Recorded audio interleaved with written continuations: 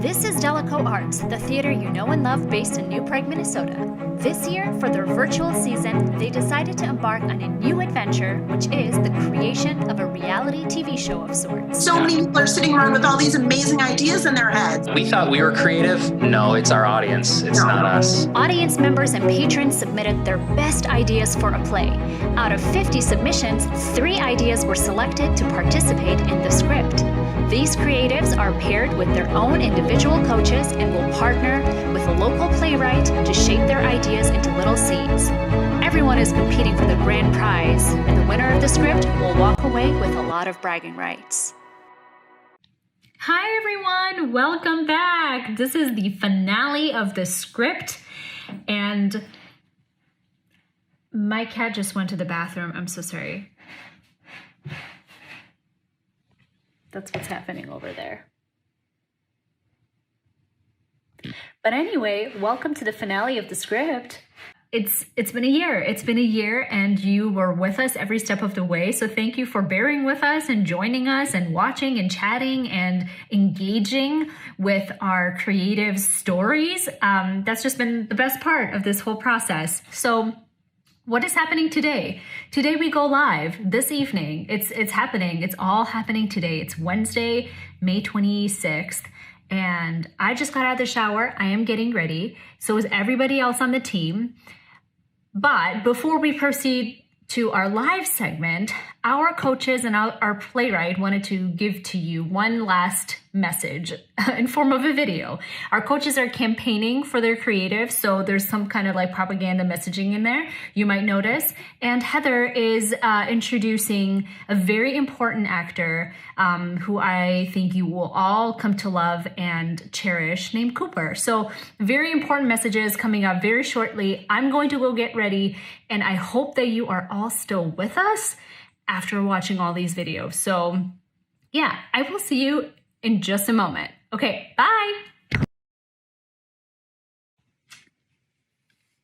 It's the day of the final episode of the script, and I'm sitting here wondering how it's going to feel when Joan wins, because she's, I mean, we all know the score, and I'm realizing like how good I am at coaching, and I'm thinking like maybe this is a new direction that I can go professionally, because yeah, I mean, I knew that I would be good at it. I mean, I just assumed I'd be good at it.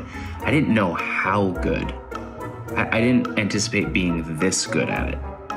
And I'm just, lots of possibilities floating around up in the old noodle here. So I'm just really excited, and excited for Joan too.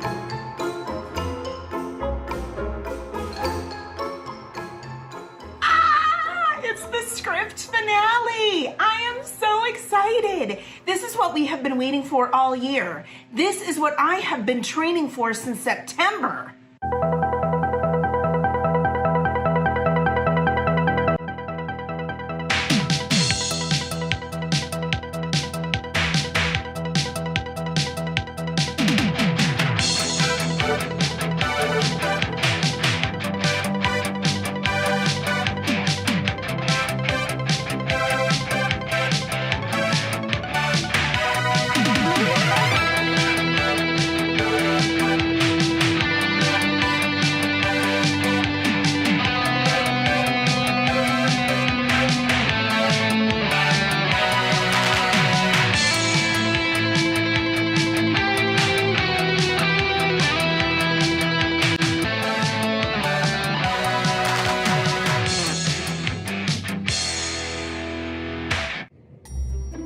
Hey everybody, it is the day of the show. y'all. It is the season finale of The Script, otherwise known as the night that Team Kiffin takes home the trophy. I'm just getting ready, trying on some outfits for tonight. It's been some time since I've had to dress up for anything, and I'll tell you what, I think I nailed it. I think I crushed it. All right, I'm ready.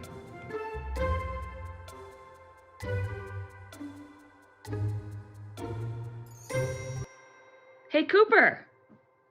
Cooper! Cooper! It's time for the script! We gotta get ready!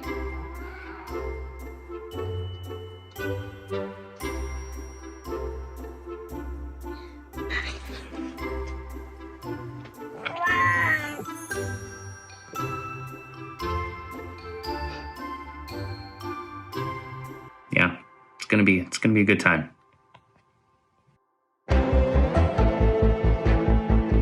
Stop, you guys. Stop listening to me. Clearly, my acting has improved.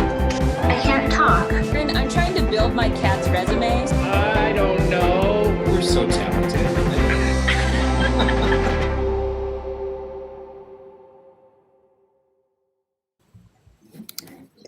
Hi, everybody. Script. This time it's live. My name is Karen, and I'm truly honored to serve as your host this evening. Since this episode is live, I won't have any of my post-production editing power, so I'm just going to have to trust that Ben TG, who is running the show this evening, is not going to put a mustache on my face. But I digress. Thank you for joining us here tonight. As you know, tonight's episode is live, and it's our finale. So if you've followed us throughout this series and you've watched the intro, you know that we are all here to celebrate 3 incredibly creative patrons who submitted their script ideas to Daleko Arts and developed their stories throughout the series. Tonight, we all get to see parts of those stories come to life with pre-recorded scenes from each script performed by actors before we announce the winner of the script. Super exciting.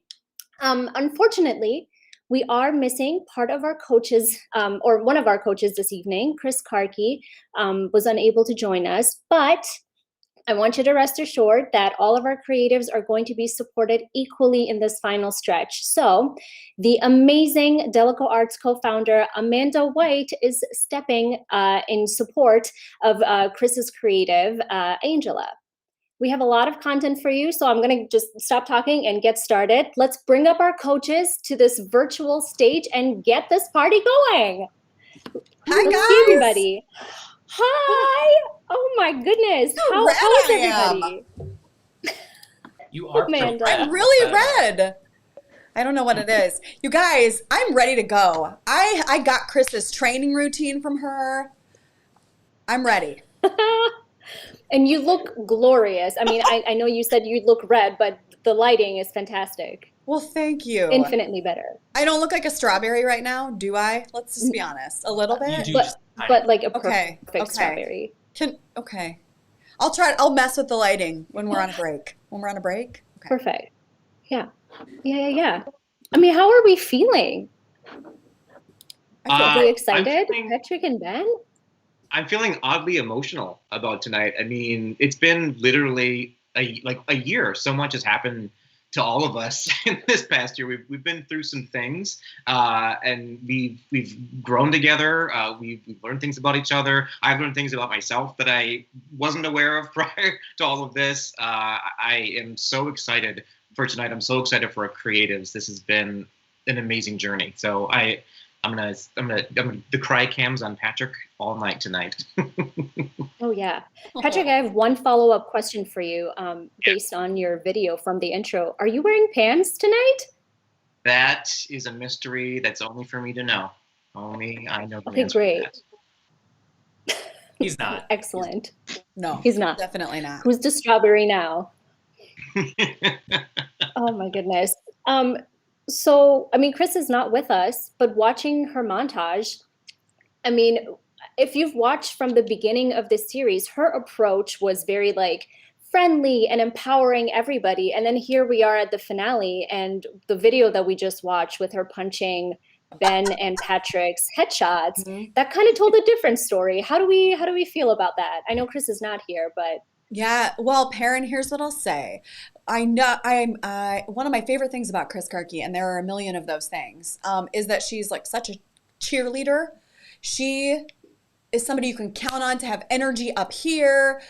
She brings the whole group up as a result. And I think that if Chris feels a competitive spirit, it's because she's also a huge advocate and ally for young women. So she would be Team Angela all the way. Chris, I'm going to do you proud tonight. A real I love that. She's a fighter. She'll punch you right in the face. She will punch you in the face. I don't want to take anything away from Chris because, Chris is great and everything, but she did get one of my most talented students of all time. Oh, so well, that is leg up. Bit of a leg up. Right. Come on. Right. It was She wasn't without help. Right. Okay. Ben, in contrast to Chris, you started the series kind of like having carved a path for you and Joan, and that often landed you in the villain chair. How has that impacted your life with like the flames on your face on everyone's screen? It's been terrible. I haven't been able to go anywhere without people throwing food at me, calling me derogatory names. My house has been egged several times since the beginning of this series. So thanks for that, Perrin. Thanks a lot. You're welcome. Mm-hmm. You are welcome. Yeah, the competitive side is coming out, right? Patrick, Bobby. Speaking of you egging, hi, Bobby Gardner. Speaking of egging Ben's house and just your path of carving out your success with Kiffin, I have to give you a shout out because I don't know if a lot of our viewers have been paying attention to the end credits and some of your confessionals, but you came up with the idea for the script. So like, how has that impacted your approach to coaching Kiffin and how you've like just navigated this whole show? Well, it gives me an advantage because we're clearly going to win because I own the script. So you don't have to watch till the end, you guys. Kiffin has won naturally. No, this has been such a fun journey for me. I am a huge fan of reality shows, and this came from that passion, really. And I don't know if it's influenced my coaching so much as it's really influenced my desire to just beat Ben and Chris just massively and aggressively. Yeah. Mm-hmm. Yeah. I understand. Mm-hmm. I appreciate your honesty. Listen, if you're not going to be honest, what are we even doing here? That's what I say. That's what I come with love, but I come with a lot of aggression as well. Aggressive okay, love. Well, yeah. Wow, aggressive love. That's well, right. Speaking of the aggressive love, but like the opposite of that, I feel like this show would not be the same if we didn't have our rock, our consistent source of knowledge and support and love that is Heather, our playwright. So, I feel like we should bring her to this virtual stage to join us in the conversation. Hi, Heather. Oh, How are you doing? I'm doing great. I think whoever said it, it's emotional. What a magnificent, monumentous evening. Oh my goodness, that is very true. How do you feel about, you have been involved in all aspects of this show. So how are you feeling about the potential outcome of, who is winning tonight? I've got a horse in all the races. And I don't know what that means. I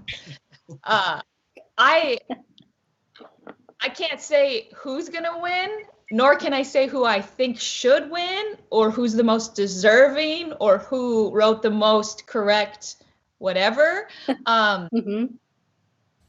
They're all incredible creatives, and I'm glad I'm not a judge is all I could say, because I wouldn't be able to pick one.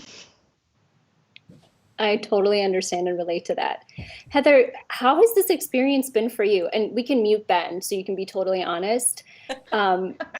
But how has it been like for you interacting, you know, in your support with the creatives and supporting the coaches? It's been a really amazing experience as an artist and as a playwright and as an educator. I'm sorry, I just have to show that I have a puppy who's crawling behind me. So I'm just a little distracted because this is my brand new puppy, Murray. He's a lot. He just moved in on Monday. This is his first stream. Don't worry, Cooper's still involved. He just wanted Murray to understudy tonight.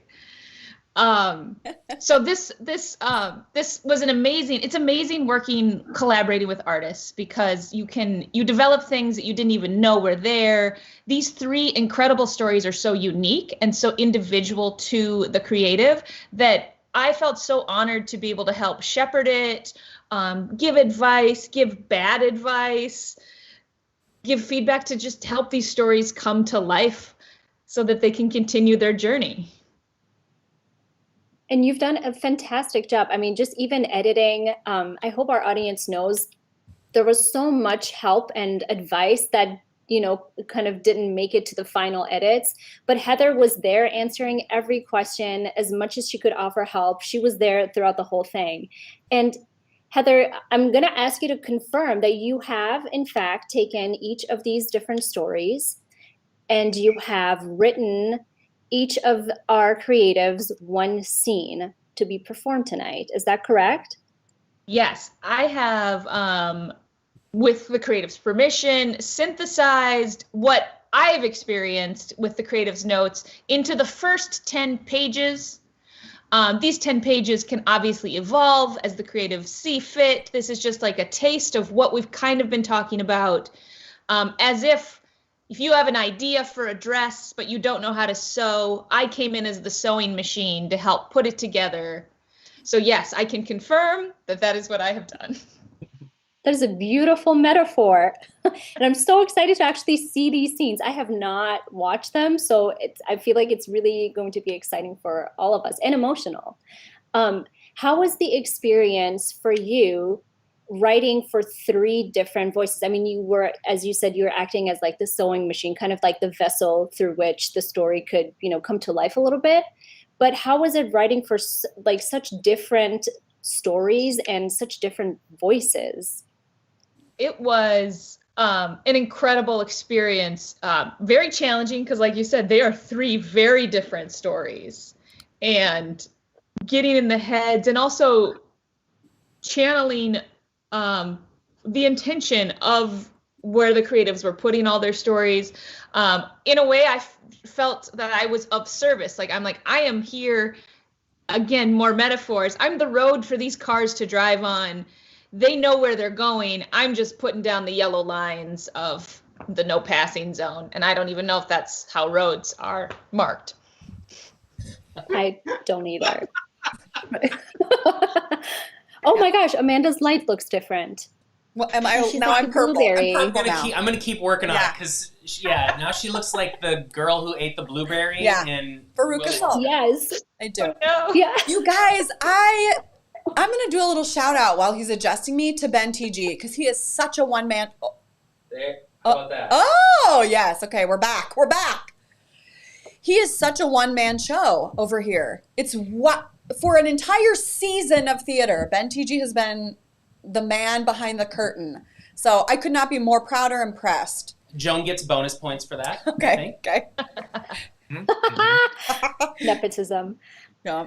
No, but I mean, truly, shout out. I mean, we've just kind of all logged in here, and Ben is taking over, and you know, live going from one camera to another. It's very impressive. It is. My dad's Daryl TG is asking. Yeah. Don't we all want to know? Well, I mean, speaking of winners, I feel like all of our creatives are the winner of the show, but I'm not picking. So why don't we just welcome them to the stage one by one and, you know, get to talk to them about their ideas and how they feel about tonight's events. Should we do that? Yeah. Woohoo. Yeah, let's go for it. Okay, so our first creative that we're going to welcome to the stage, I asked her this morning, I was like, what are 3 things that are random that you love? Okay, so she loves marketing, Star Wars, ice cream, and Taylor Swift. And she's a multitasking master. Please welcome to the virtual stage, Angela. Woo woo! Hi, Angela. Woo woo! Team Angela! Team Angela! Thank you, thank you. Oh my gosh, Angela, how are you? I'm great. I am so excited to see this scene. I have no idea what to expect. So yeah, I'm really looking forward to actually like having a scene to look at and watch. I bet. You know, going from where you started and you know where you are now with the story and what we're about to see. I mean, how has this experience been for you?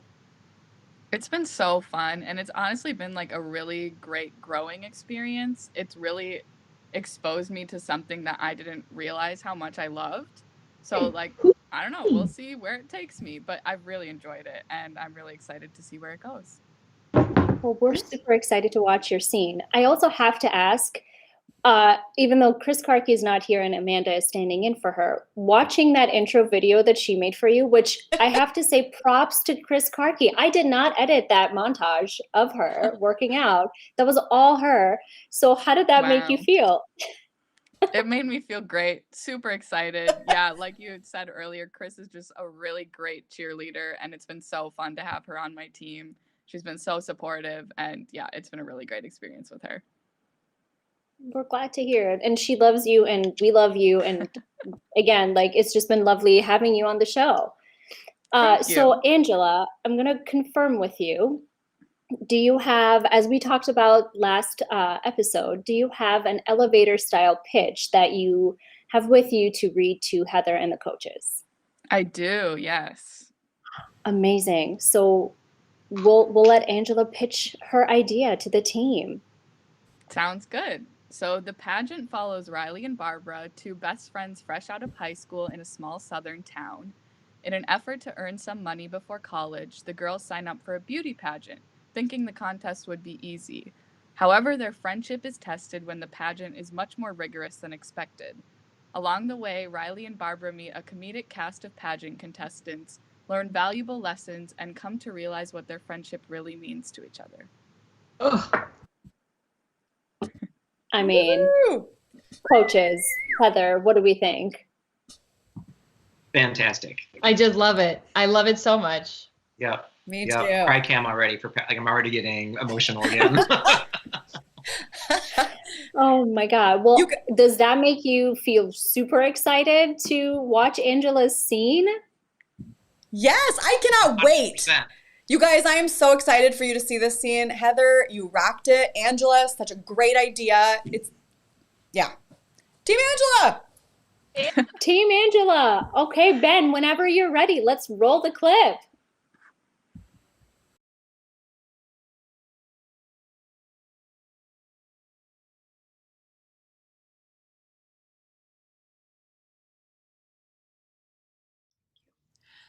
Lights up on New Prague, Minnesota. Spring. Recent high school graduate, Riley, sits outside Sugar Rose Bake Shop. She scrolls through her phone. Another recent high school graduate, Barbara, enters carrying a box of donuts. Barbara presents them dramatically to Riley. Ta-da! A half dozen of New Prague's finest donuts for my dearest friend in the whole world. Thank you, Barbara. You're gonna love what I picked out this week. For getting this one. I'll pay you back. Don't worry about it. It'll even figure itself out. We hang out all the time. But I will pay you back. Oh, look at these. Beautiful. Get in on this. Riley takes a big bite out of a donut. Oh yeah, that Nutella-filled life. Delicious. So, is this what it feels like? This? Yeah, this. Nutella donut? No. Then what? This. Barbara, We've been getting Saturday morning donuts since 6th grade. No, I mean the world is my oystery, free and loose feeling. If the donuts are giving you a loose feeling, you should probably stop eating them. No, not the donuts. Then what? Riley, you know what I'm saying. It's that I'm ready to take on the world. There's no stopping me now. Wind in my hair, breath in my lungs, pep in my step, fire in my eyes feeling. Oh, the places you'll go feeling. What are you trying to say? Is this what graduating high school feels like? Oh, yeah, totally. I get that.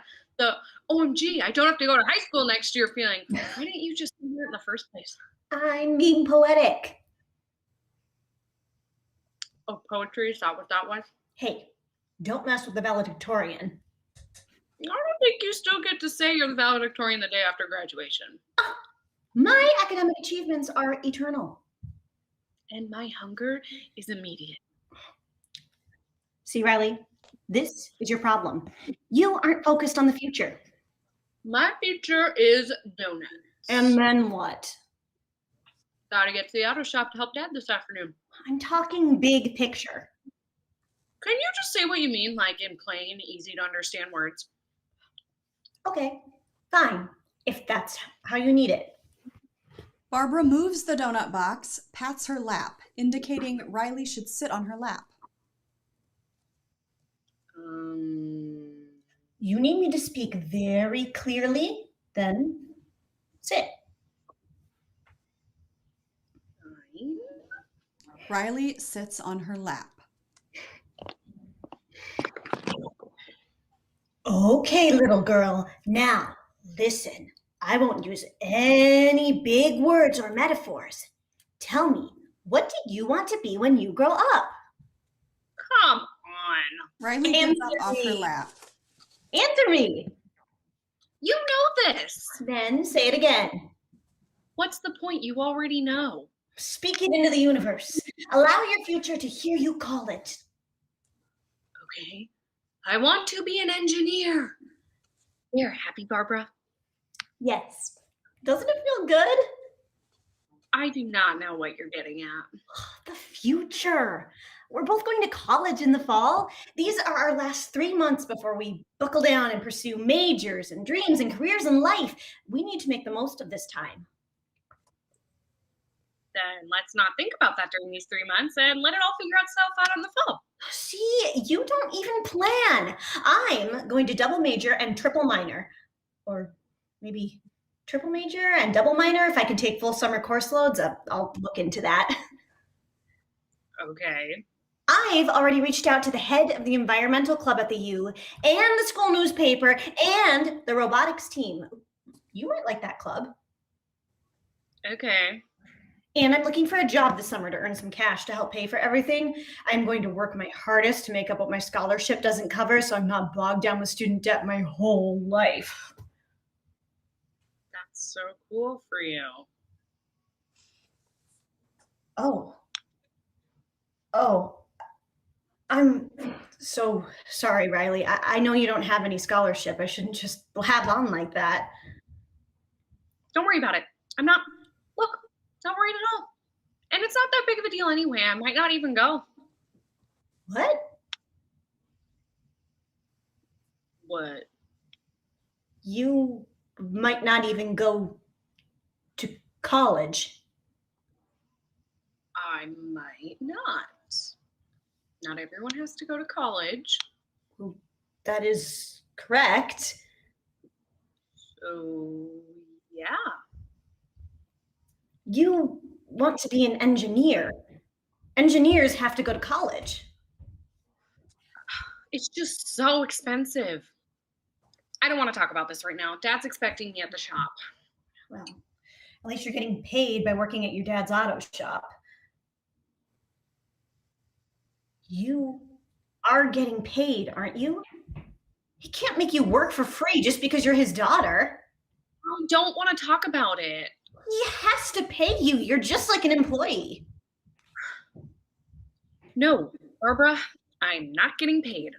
And it's not my dad trying to get free labor. I work in the auto shop because he had to lay off some folks because more people are going to the Fasty Lube Auto that just opened up, or driving their cars up to the cities for maintenance, which doesn't even make sense when you think about it, because like, oh, your car's on the fritz, or drive it up to Bloomington for 45 minutes just so some person in a different zip code can tell you what's wrong with it. I have to help in the shop or we'll have to close. And then I don't know what Dad and I would do. But the auto shop has been a new Prague for forever. I guess family-owned businesses aren't as eternal as being valedictorian. Oh. Riley, I'm sorry. It's not your fault. You don't have a car. No, I'm sorry this is happening. I'm sorry that you and your dad are What? in a bad thing. I tried to think of a better euphemism, but it's just a bad thing. It is. Yeah. Whatever. Let's stop talking about this. There are donuts to eat. Barbara and Riley's phones ding and light up. In unison, they check their phones. No way. Did you get this too? A pageant? Why would Miss White text us this? Well, she should know better. She's a librarian. Because Ms. White must think we're great contestants. This is a beauty pageant. This is a scholarship pageant. Scholarship, Riley. Okay, scholarship beauty pageant. Like, how stupid do you have to be for this to be a thing you want to do? Oh. Yeah, like, who wants to do something like that? Exactly. The only way I'm interested in this is to make fun of the people competing. Yeah. Like, we should get tickets and do live commentary on how stupid it is. I may be short on cash, but making fun of these bozos would be worth it. You know what's even funnier? Like, we enter the pageant and make fun of it from the inside. Yeah. And my talent would be dismantling carburetors. And mine would be singing an operatic aria. Wait, you really want to do this? Yeah, I kind of do. Oh, I get it. You do? Like, you'll be the one that, like, takes it really seriously, and then we can make fun of how everyone thinks you're actually into it. Yeah, that's right. I'm the one that, like, obviously is there for a joke. And odds are one of us would win anyway, because the girls that really do this are like, come on, you know the type. And if we won, there's some money for college. Yeah, that'd be great. So we're going to do it. We are. Let's toast. To a hilarious way to make some money.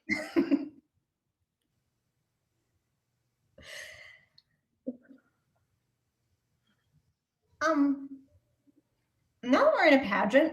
Should we be eating a donut? You're right. We shouldn't be eating a donut. We should be eating all the donuts.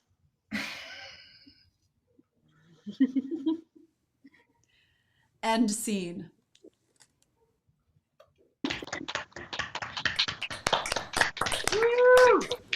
Heather! What a scene!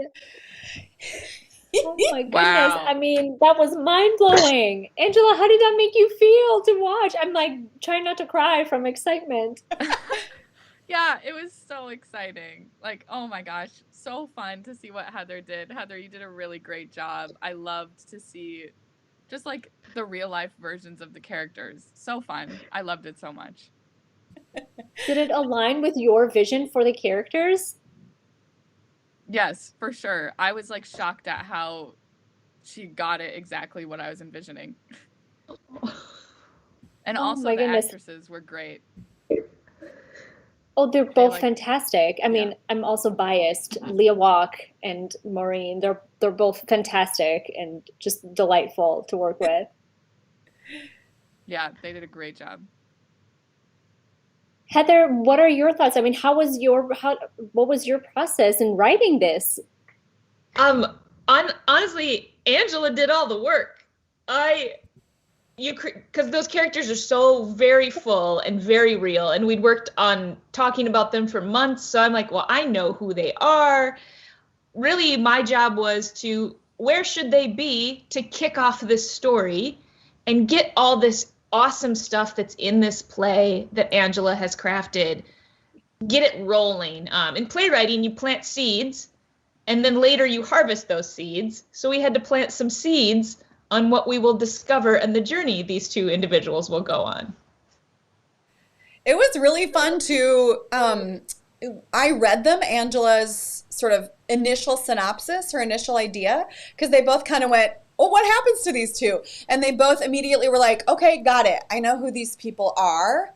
So then, Heather, you just created this totally rich, fun, nuanced, funny, delightful sort of relationship there. I just thought it worked so beautifully. Woo-woo! Team Angela! Team Angela, indeed. I mean, Patrick and Ben, talk to me about how you're feeling. Are you just like super sweaty and intimidated right now? Yeah, I mean, obviously. Listen, Angela came in kind of knowing, I felt anyways, I wasn't obviously her coach, Chris was, but it always felt like she sort of knew who these women were in her head, right? It always seemed clear that she had some dialogue in her head about where these women were coming from. And Chris sort of sussed out some more story from her. She was a great coach for her. And then it was very clear, it seemed, that Heather was like, I got it. I know what I'm doing based on what you're giving me. So well done, Angela. Thank you. Yeah, I would like to also point out, just to go back to high school a little bit. Okay. Shocker. Angela, when she was a senior, she came to me with a play idea, and we ended up turning it into the one act that year. And so this is not like she's done this before. Like, she's got a lot of really good ideas sort of noodling around in her brain, and this is just another example of how creative she is. It's just a really cool. It's a cool story, and I think that it would be really fun to see this entire play fleshed out for sure. Even though I'm Team Joan, I have to admit that. Maybe Ben isn't a villain after all. I mean, listen, a good story brings people around and unites us. So, yeah, okay. So moving on forward. Our next creative, we should introduce him. I mean, he does not need an introduction, but he is a family man. He loves to binge watch those steamy Netflix shows, and he loves his students. Please welcome to the virtual stage, Kiffin Dahl. Hi, Kiffin. Hi, everybody. Kiffin Deal here. How are you feeling? I'm so sorry. Did I just butcher your last name? It's okay. I sure did. It's okay. I sure did. Yeah. No worries. I'm feeling great. The school year is about to end. It's a amazingly memorable school year, and really the whole thing kind of was my muse, honestly. So some relief coming here for sure. I understand. I have a question for you. Are you ready to take home the trophy? Absolutely. Patrick wrote my acceptance speech back in June for me. It's only about 14 minutes long. I think it's really good, and lots of big words in it. So we're definitely prepared for the win. Oh, fantastic. Fantastic. Well, Kiffin, you came in with a very solid idea, but you had a lot of snippets of events that happened, and one of your main targets was to kind of string those along together to have a cohesive play, right? How do you feel about the progress that you've made toward that goal? It's been great. It's kind of happened, and because of the course of time that went by over this whole process, more and more things happened with it. So I was able to add to it, and Patrick was able to lead me along and give me some ways to tweak it and think about the characters. So it's been really fun. And how does your family feel about the inspiration that you're taking from your life with them? You'll have to ask them. I think that we're going to find out after this scene plays out, I think. And I know my wife Lori's really interested to see how she's going to be portrayed outside of my own head. Team Lori! Team Lori, absolutely. Indeed. Yeah. Well, Kiffin, I know that you have also a pitch ready to deliver to Heather and our coaches. So I will let you go ahead and present to the team whenever you're ready. The Covidiots is a comedy of pandemic proportions. In March, COVID-19 forces a middle-aged couple inside to teach online on the day they move into their dream house. Are Charlie and Doris a quarantine dream team? Are Amazon deliveries, Netflix binging, time spent dog training, and the opportunity to get to know one another again going to be enough to carry them through? Their teenage daughter Zinky and little hypoallergenic dog Benny, named after a famous New Prague actor, are along for this fun and tumultuous ride. This outbreak of laughter is all about staying alive and staying together. I mean, that is a perfect pitch if I've ever seen one. Coaches, how do we feel about Kiffin's presentation? He knocked it out of the park. I mean, here's the thing about Kiffin. He and I were a great pair from the beginning because I am all about the best way to have the best idea is to have a lot of ideas. And Kiffin had a lot of ideas and they were all amazing. And he found a way to turn something that we were all going through, a tragedy that we're all going through, into something that we can take light out of, right? We can find some laughter in the everyday. See, that's an example. He's great. He was a joy to work with, and I think his elevator pitch really captures the joy of the story that we're about to see. Well, raise your hand if you're ready to see Kiffin's scene. All right, let's roll that clip.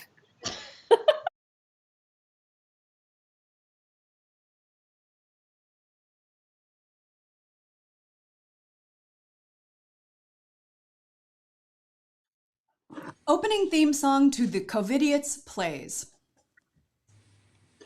It was 2020, teaching high school felt like plenty, but the world had other plans, which meant cancel all your plans. No, seriously, cancel all your plans.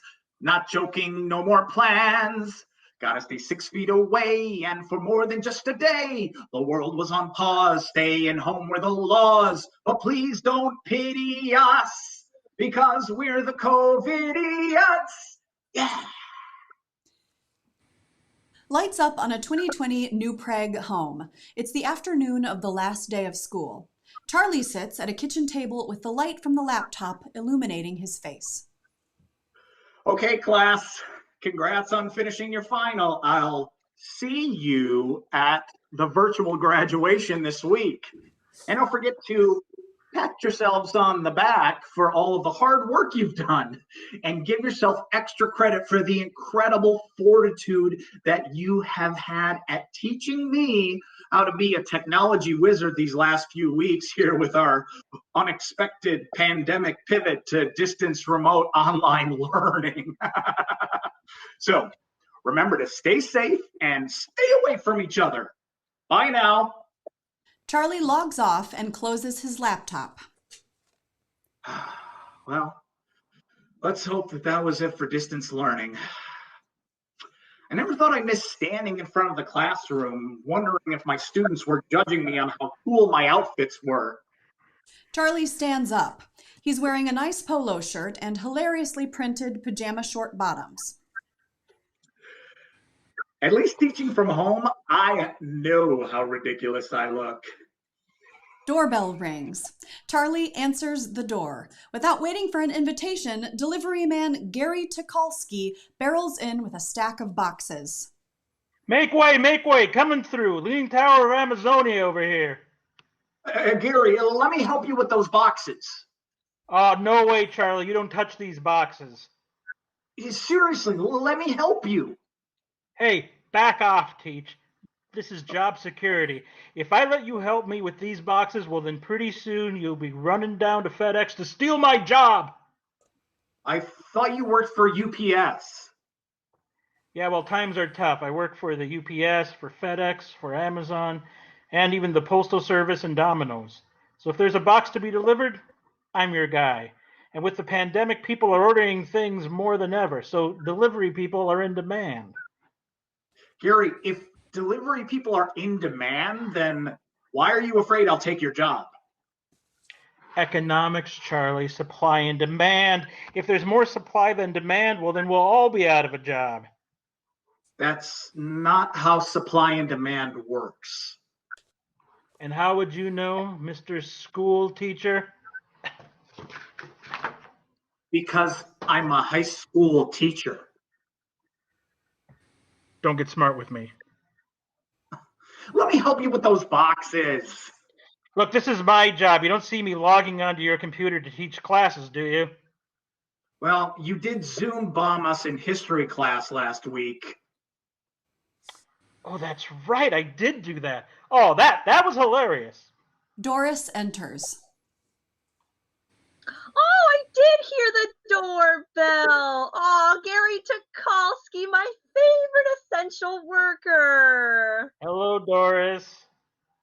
Oh, thank you so much for bringing these vital necessities to us today. If I could hug you, I would, but instead I'm going to add it to the people to hug checklist.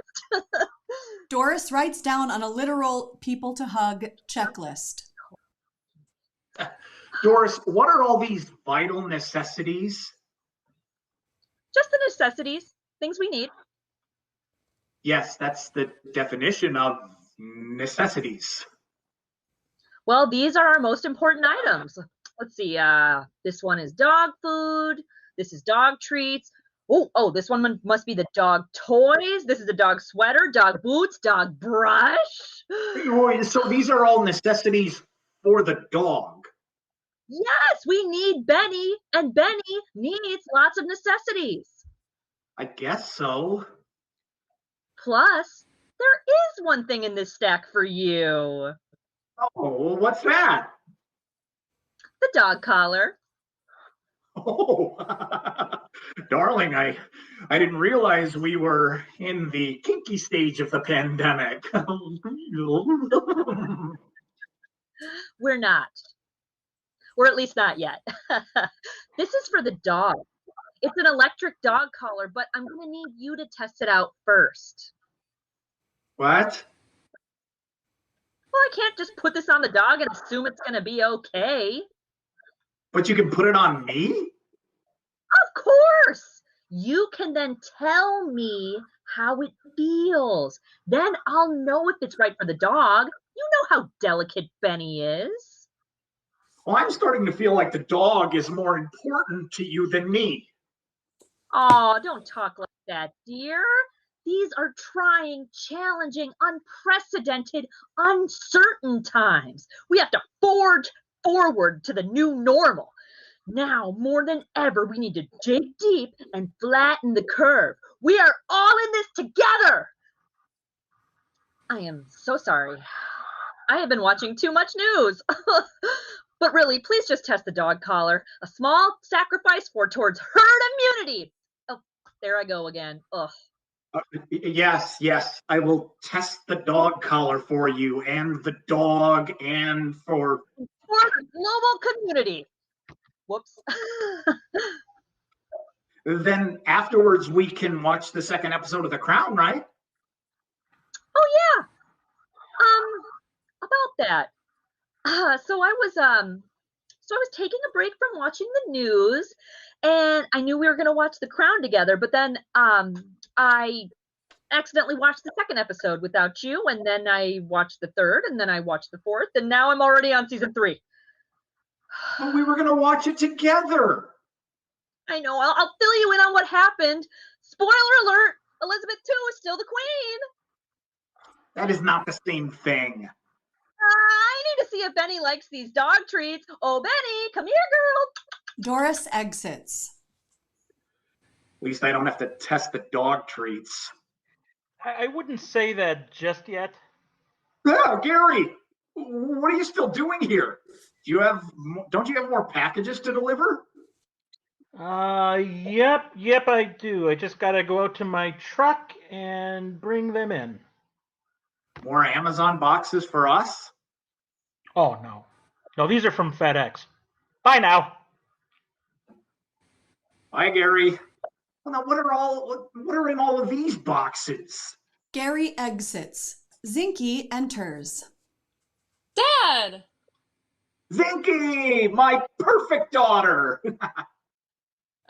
More like your only daughter. My only perfect daughter. Congrats on the last day of school. Now, what are you going to do with all your time this summer? Dad, think about what you just said. What? I'm going to do the same things I've been doing for the last 2 months. Be at home. Gary enters with an even taller stack of boxes. Coming through. Make way again, huh? Dad, help him! Don't come near me, Zinky. Yeah, he's worried you'll take his job. No, I don't want to get Zinky sick. What if I'm an asymptomatic carrier or something? You didn't have that same concern for me. Well, you're not essential, Charlie. Zinky's the hope for the next generation. Oh, hey. Nice video, by the way. Hey, thanks for watching my TikTok. What? Well, Zinky here did a great TikTok vid where she had Princess Leia telling her that her Generation Z was our only hope. I don't understand. You're on TikTok, Gary? Dad, Gary's TikTok famous. Famous. He has 500K followers. You're famous? I mean, TikTok famous, you know?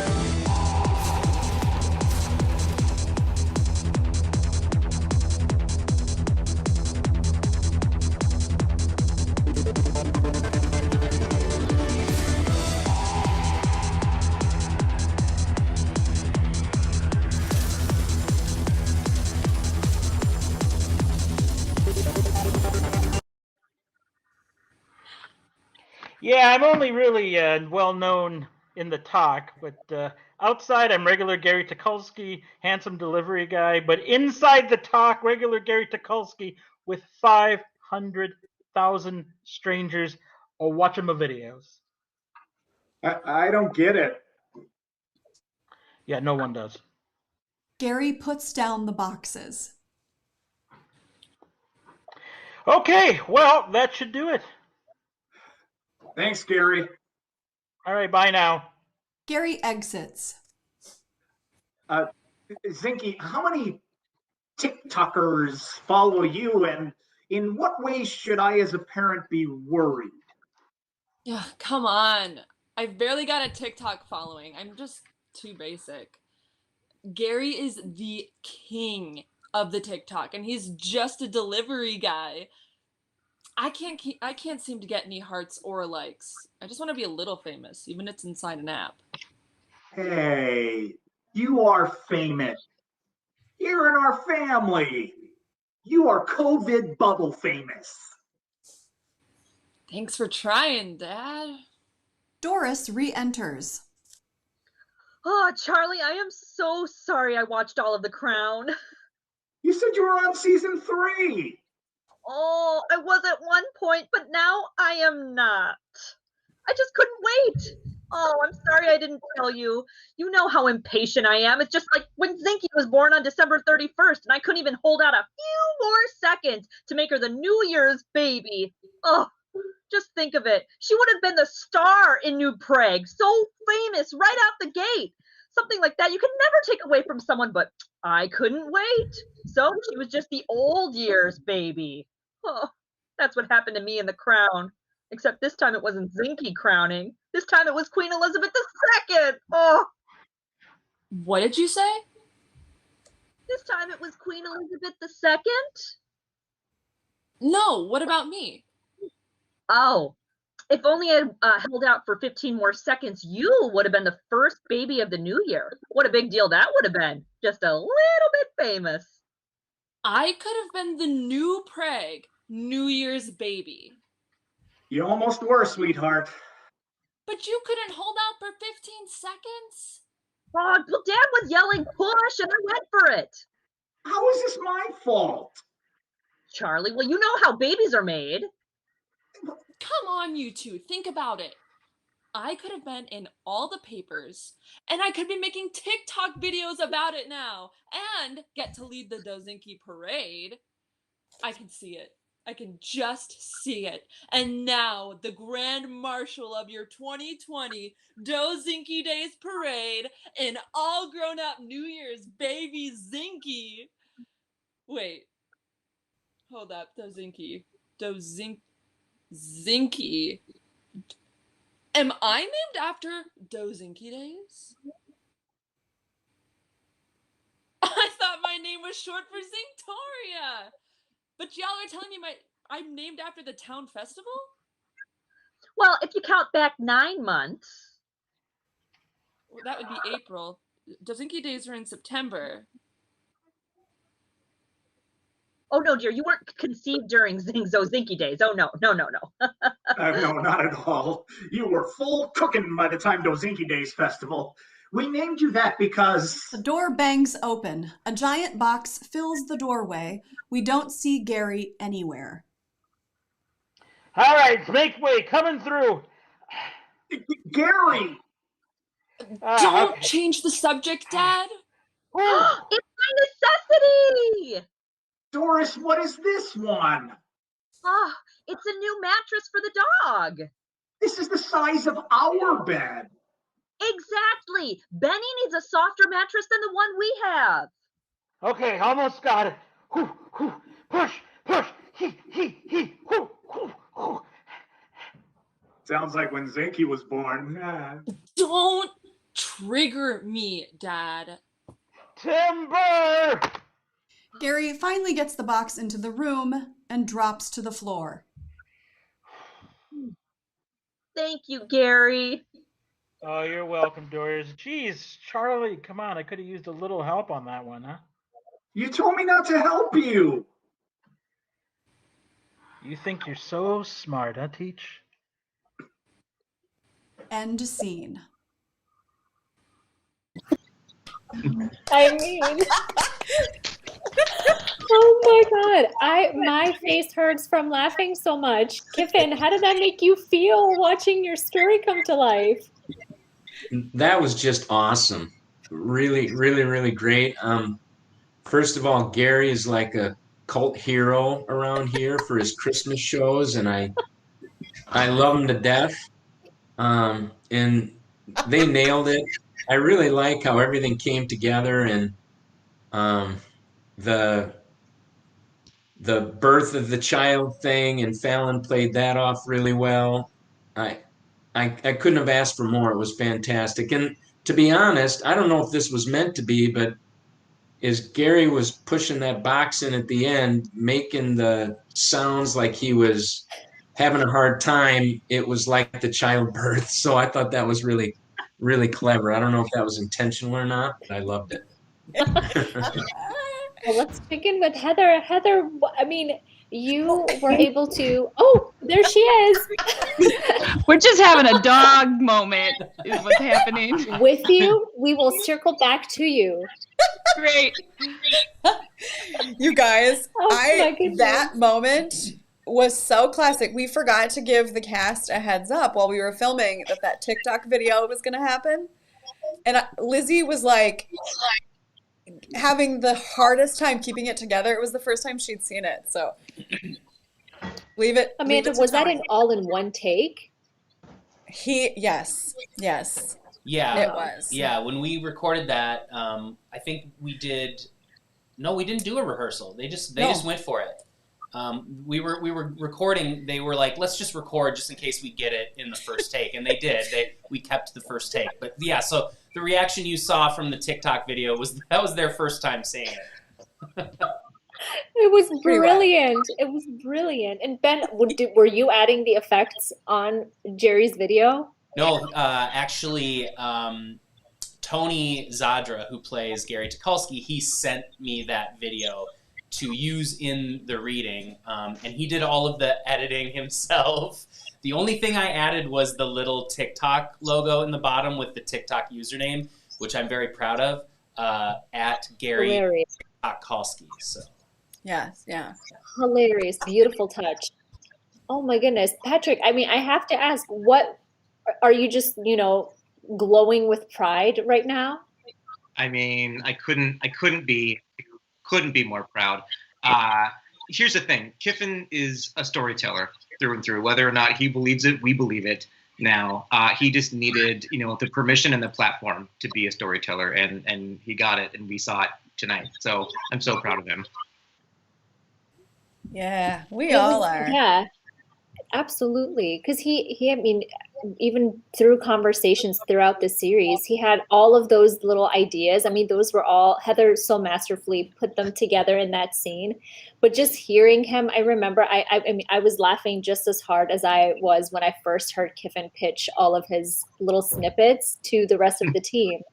So that's also a testament to Heather's writing, and our actors playing out, like he provided so much potent material for them. Perrin, can I be emotional for a second? Yes. That was such an interesting, to me, seeing the cross, what we've got there is Kiffin's story. It's a local story. We know, I mean, all of us watching for the most part know the people he used to build that story out, even if they're, caricatures. And then we see actual people from town. Fallon Nuring, who grew up here in New Prague, plays the daughter. And, we just sort of see, and we have Gary Tukulski, who's kind of like a folk icon in town now. To me, it just sort of bolstered the power of local storytelling, just what this is all about. This conglomeration of a bunch of people who we all know telling a story that's really hyper familiar to all of us. I don't know. That was pretty moving, I thought. Even if it's funny. I mean, it is still moving. Oh, absolutely. Absolutely. Heather, you're back. Hi. I mean, get emotional with us. Inspired to make his own delivery during that. And my brown boxes were not as delightful as what arrived at the Covidiots door.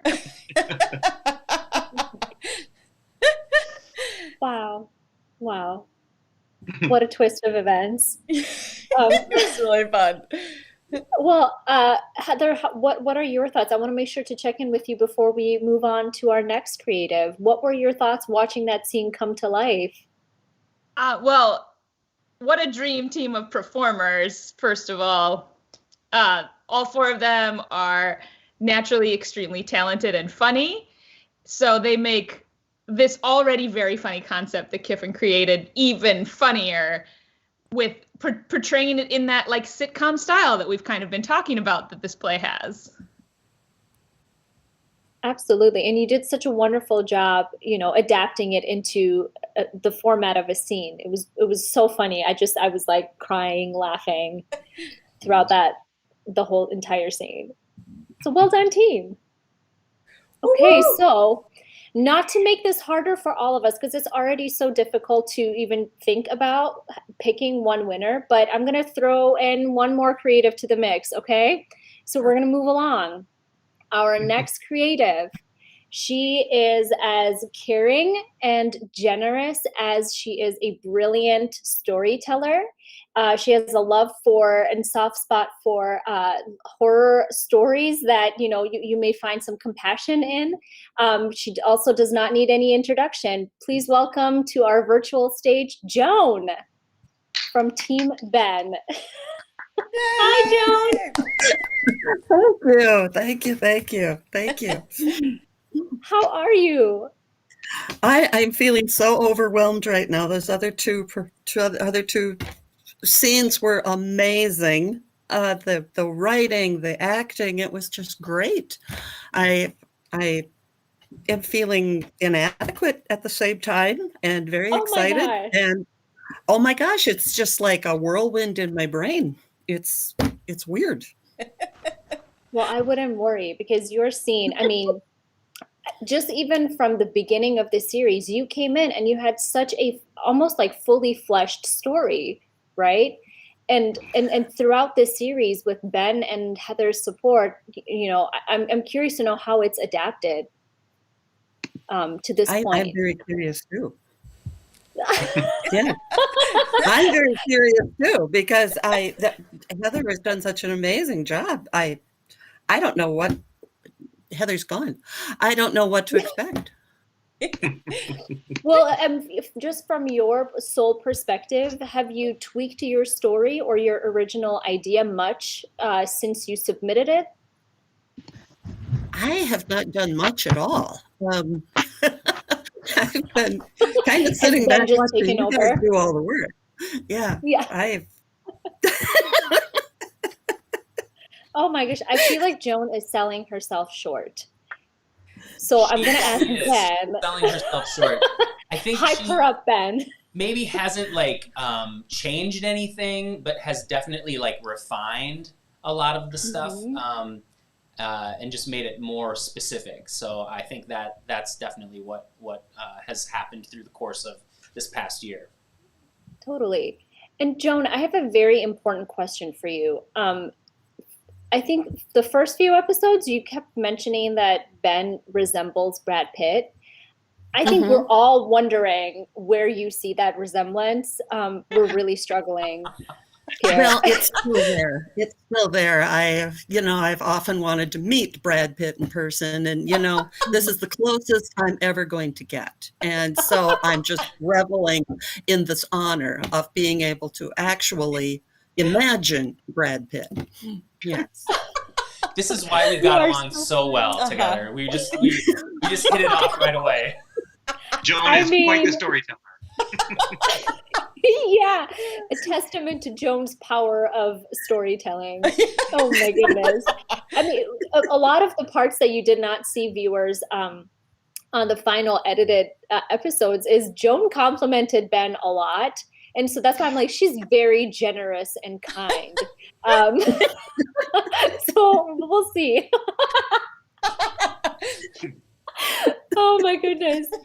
Joan, as we talk with the rest of the creatives, do you have a prepared pitch that you would like to share with Heather and our coaches, minus Brad Pitt? Yes, I actually do. Yes. Yay! Okay, well, whenever you are ready. Okay. The farm life is wonderful for many people, but for Rachel, it did not satisfy her dreams for the future.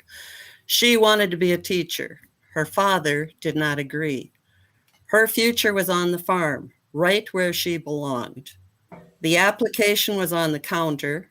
Was it pointless to send it in? Her mother had died many years earlier. We could not know what her mother would have wanted until the piano started playing. It's goosebumps already. Goosebumps already. I mean, this is so vastly, and that's why I'm like, don't sell yourself short, Joan, because this is just so vastly different from the other two in terms of style and theme and feel. So, I mean, are you excited to see what it's become?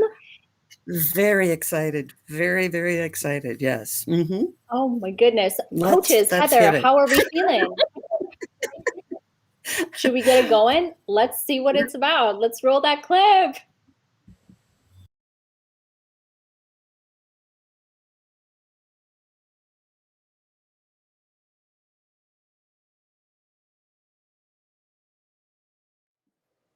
In the dark, an unrecognizable piano melody plays.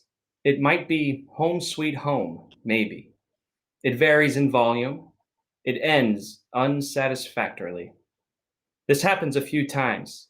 Each instance, the melody is in different lengths and at different times missing sections. The music stops.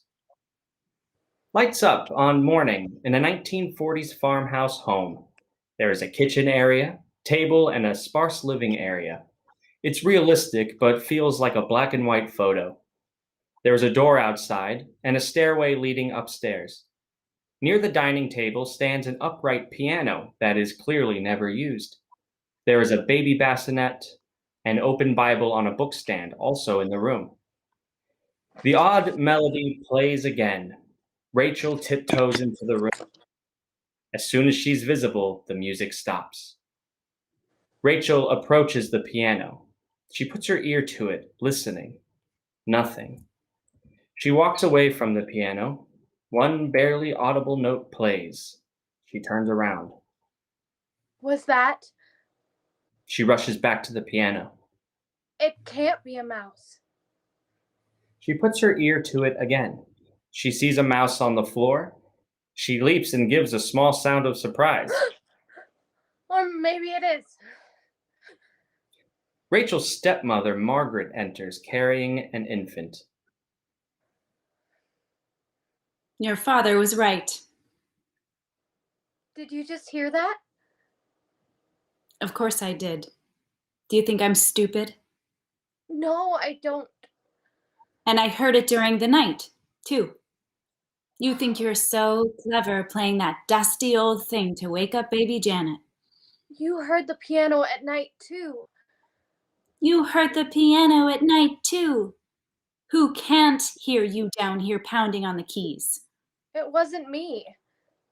Don't lie to me, Rachel. It might be mice. Might be mice. Might be mice. If I tell your father, or if I catch you in the act, we'll haul that old thing to the scrap pile and burn it. This is Mother's piano. Was her piano. Was. You can't own things after you've passed on.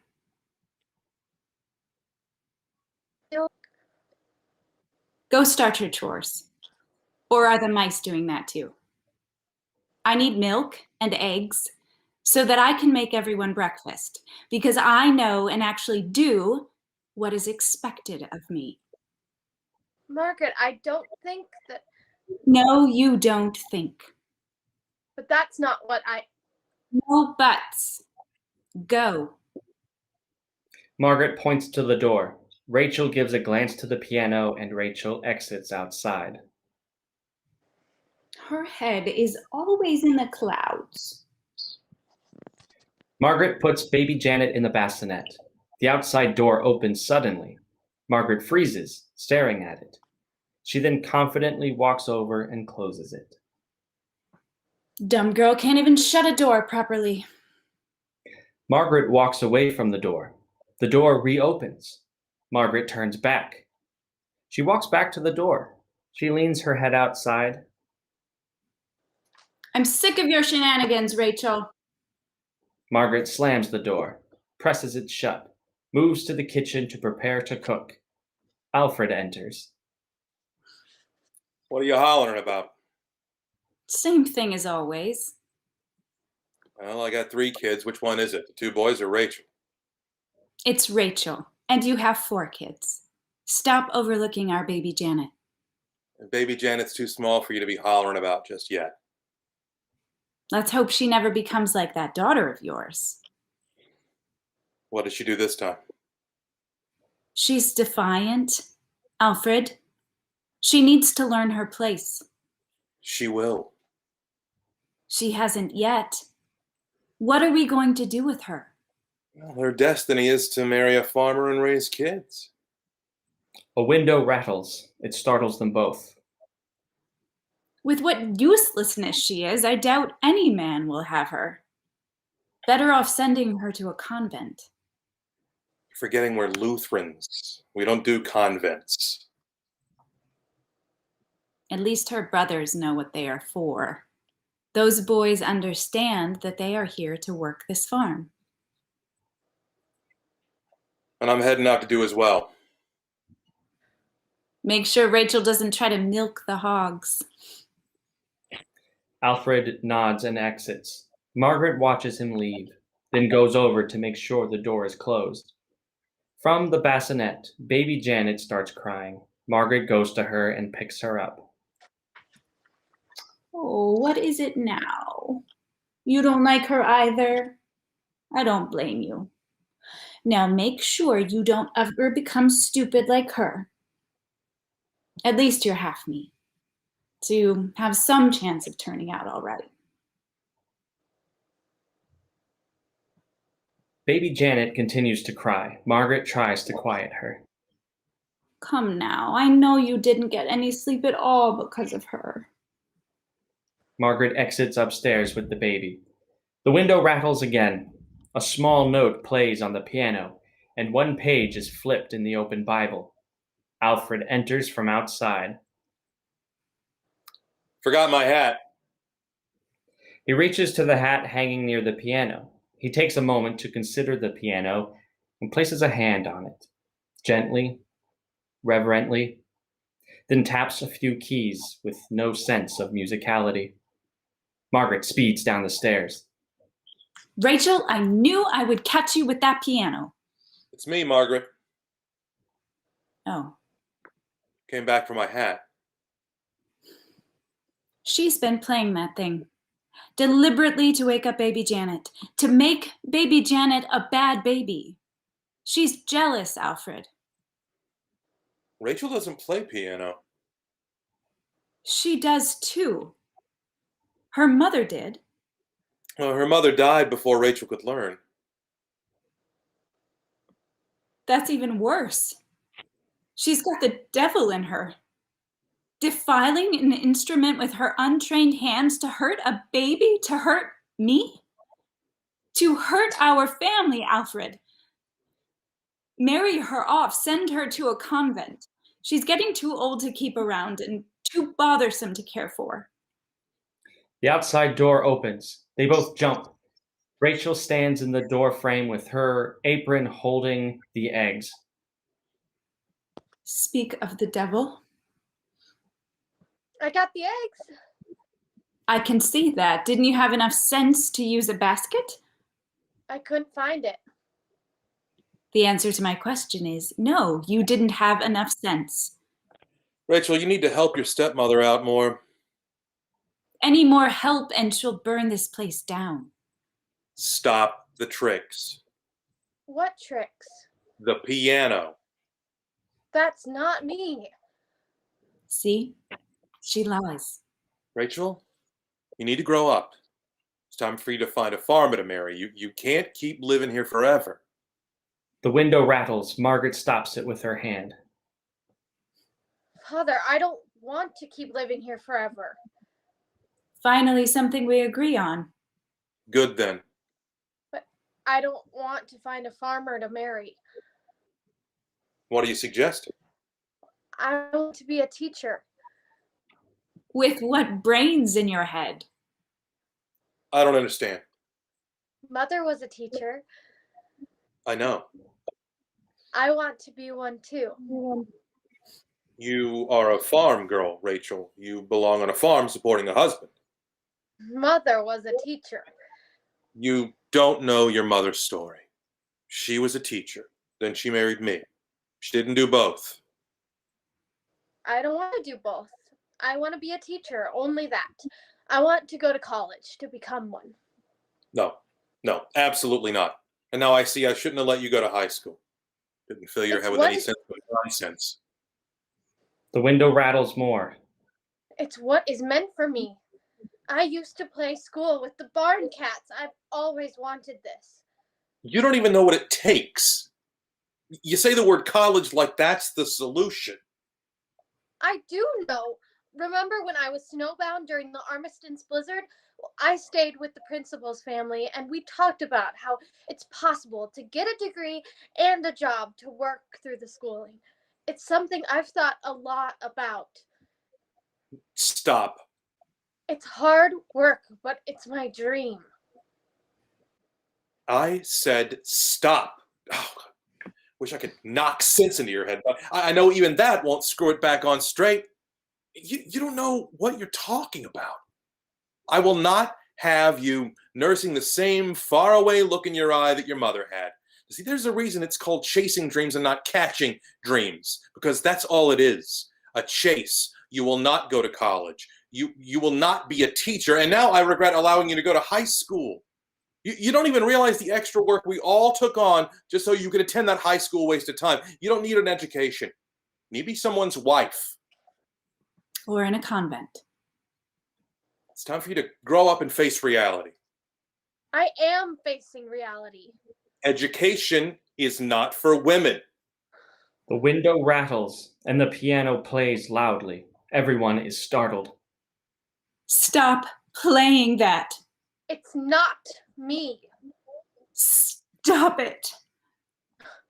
I'm not doing it. I'm holding the eggs. I can hear it. From upstairs, baby Janet starts to cry. Damn you for waking her up. Alfred stares at the piano transfixed. It continues to play. Alfred approaches it. Mary. The piano abruptly stops. Rachel drops the edges of her apron, causing the eggs to splat on the floor. Mother. End is scene.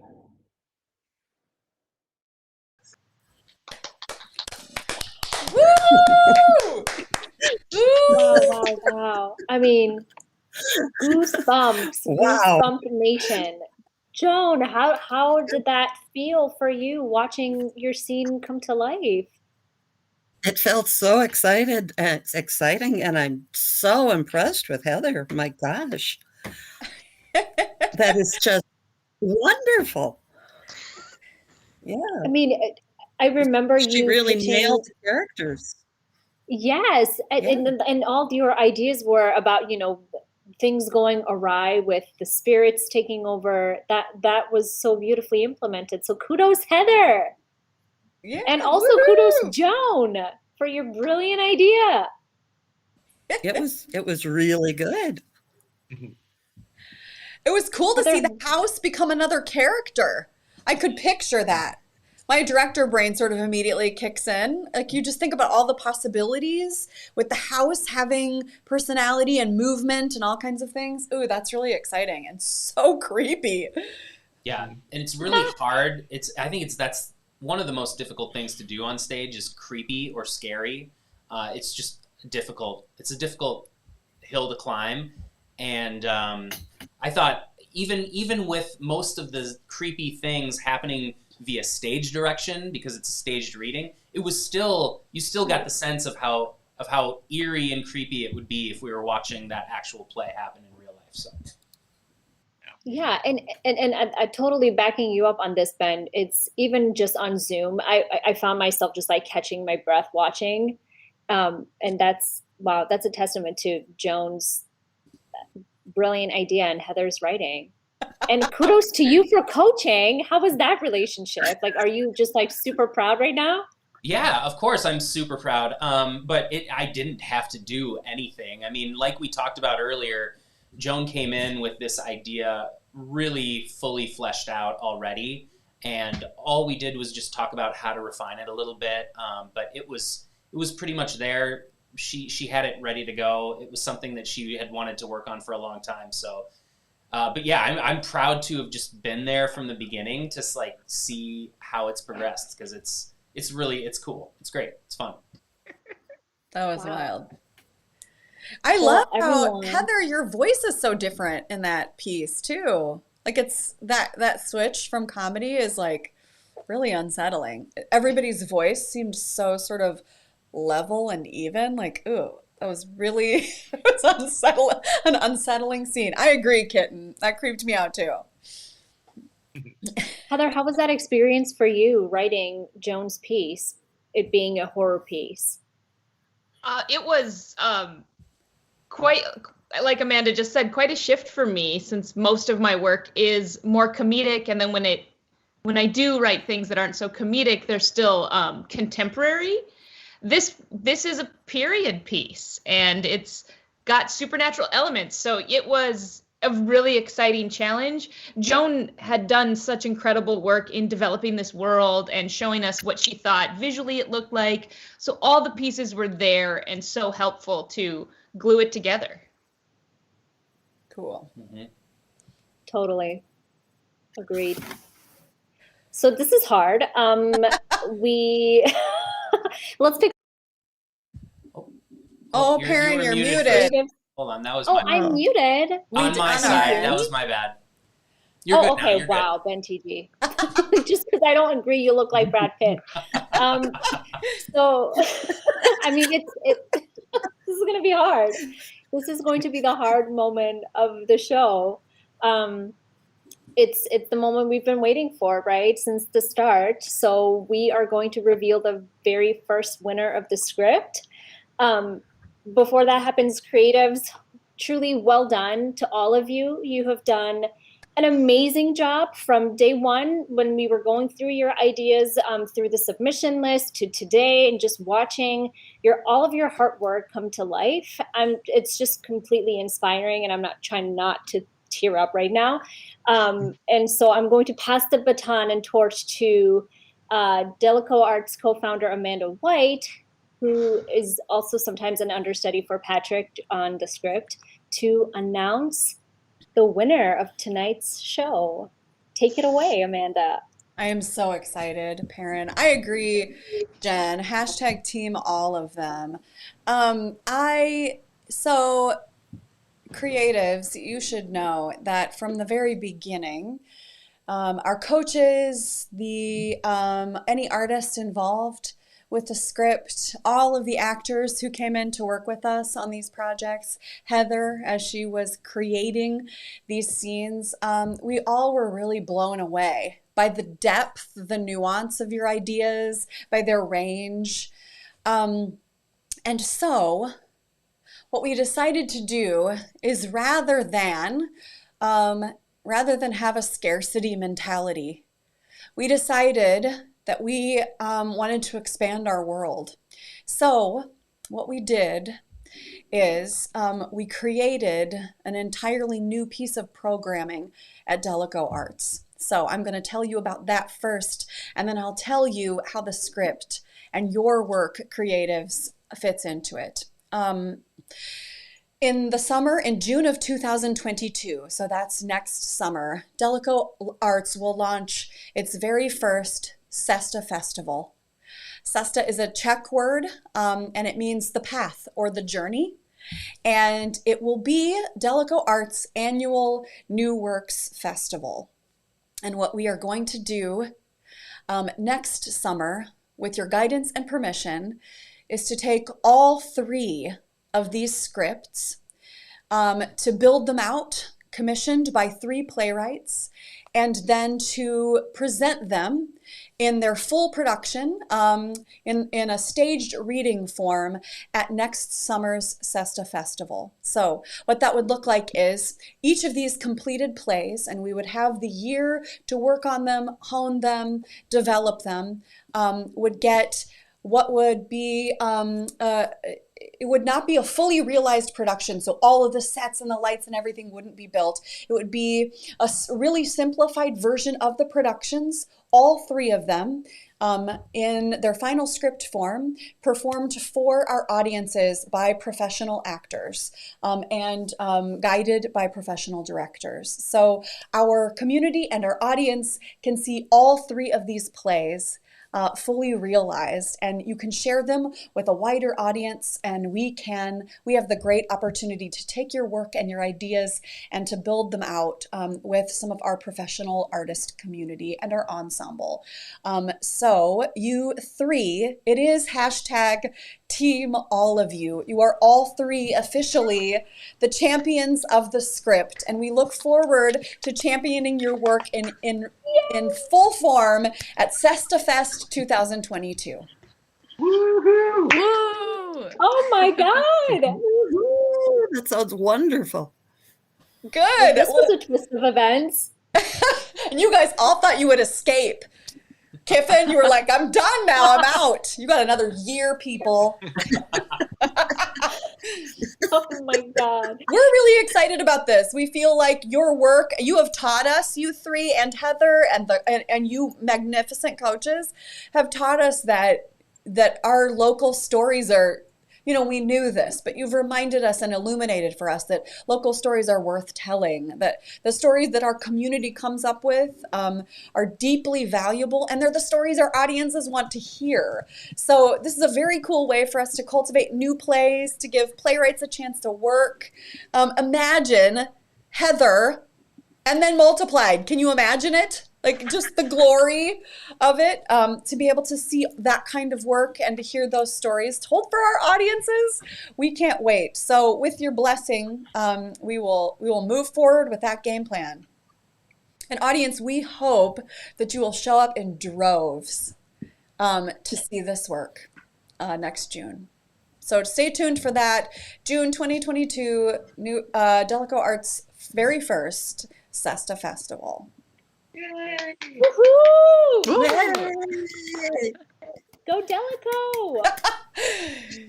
Thank you all for sharing your amazing work with us. I have learned, I know I'm speaking on behalf of everybody, and I actually, of all the people on this team, had the least to do with this.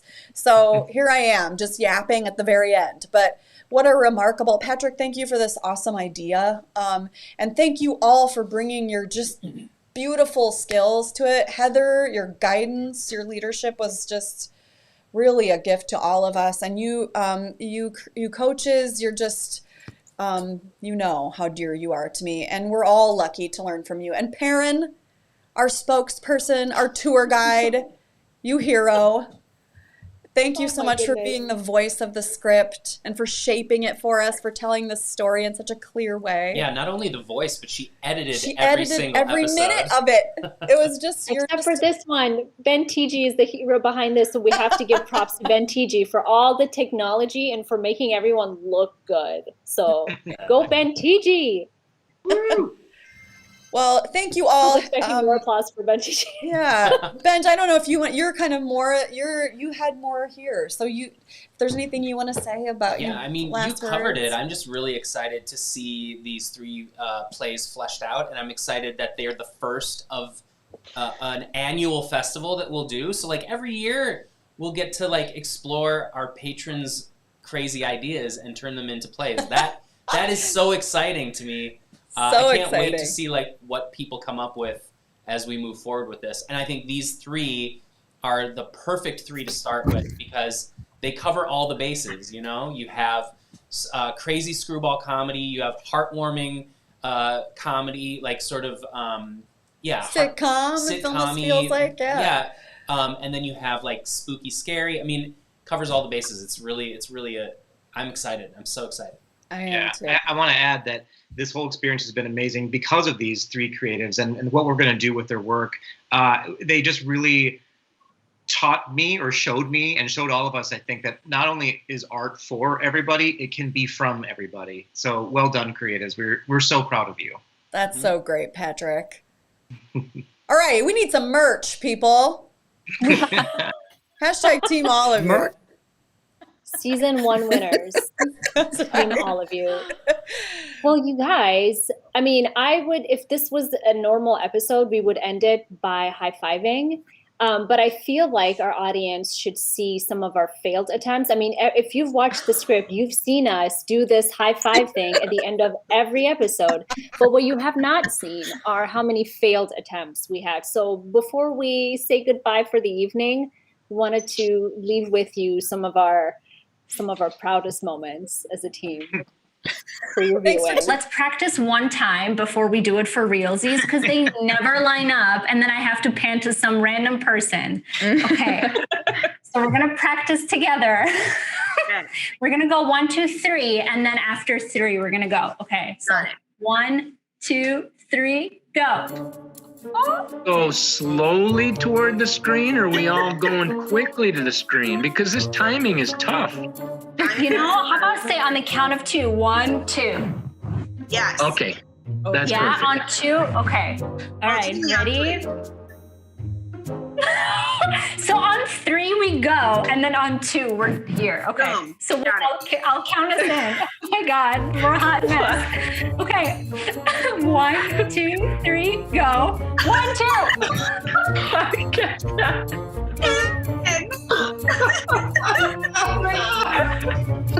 That was a disaster. We're really bad at this. Look at everyone's elbows. You solemnly swear to tell the truth, the whole truth, and nothing but the truth.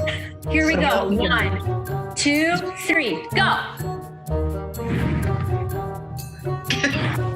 Kiffin, you're not covering the camera. Kiffin, where's your camera? Where does your hand go? I don't know. I went right to my face. Oh, we got this. Okay. I was high-fiving myself. It is, wow. Okay. This is my favorite day. It's great. Oh, gosh. Okay. Elbows. Everybody good? 1, 2, 3, go.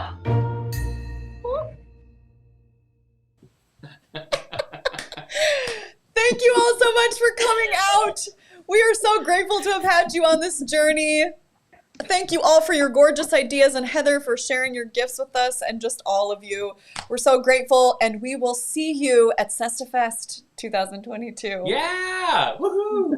Congratulations, everybody.